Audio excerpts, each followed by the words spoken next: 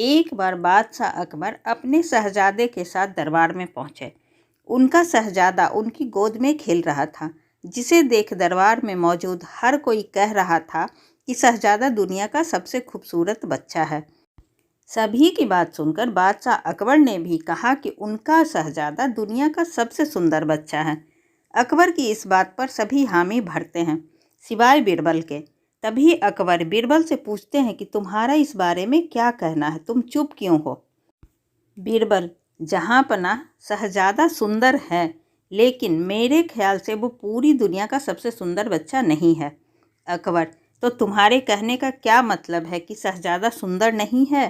बीरबल, महाराज, मेरा कहने का मतलब ये नहीं कि शहजादा सुंदर नहीं, लेकिन दुनिया में और भी सुंदर बच्चे होंगे। अकबर, बीरबल, अगर ऐसी बात है तो तुम उसे हमारे समक्ष लेकर आओ, जो दुनिया में सबसे सुंदर बच्चा है। बादशाह की बात सुनकर बीरबल कुछ दिन तक बच्चे की खोज करके दरबार में आते हैं। बीरबल को दरबार में अकेले देख अकबर खुश होकर कहते हैं, तुम अकेले क्यों आए हो? क्या इसका ये मतलब है कि तुम्हें शहजादे से ज़्यादा खूबसूरत बच्चा नहीं मिला?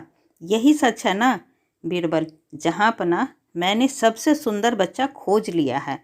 अकबर, अगर बच्चा मिल गया है तो तुम उसे दरबार में क्यों नहीं लाए?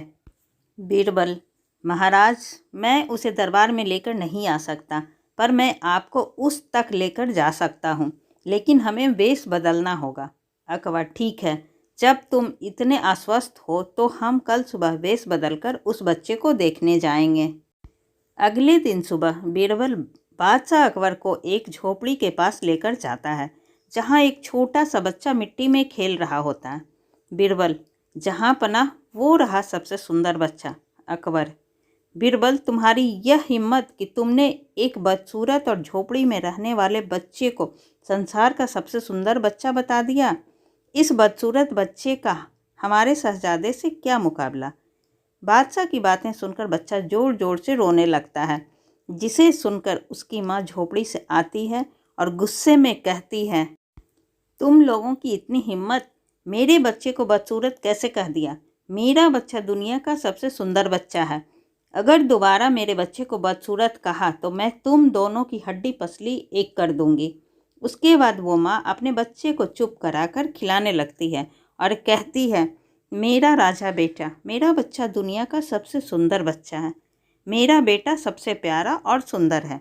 बीरबल, महाराज, अब आपको सब समझ में आ गया होगा कि मैं क्या कहना चाहता था। अकबर, बीरबल, मैं अच्छे से समझ गया हूँ कि तुम्हारा क्या मतलब था।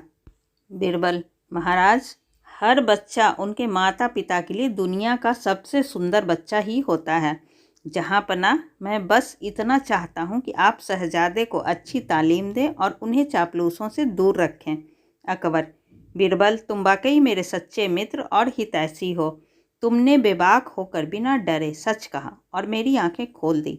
तुमने फिर साबित कर दिया कि तुम वफादार हो और हमारा व राज्य का भला चाहते हो।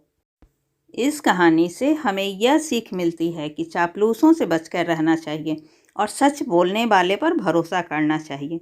इतनी समझ रखो कि कौन चापलूस है और कौन हितैषी।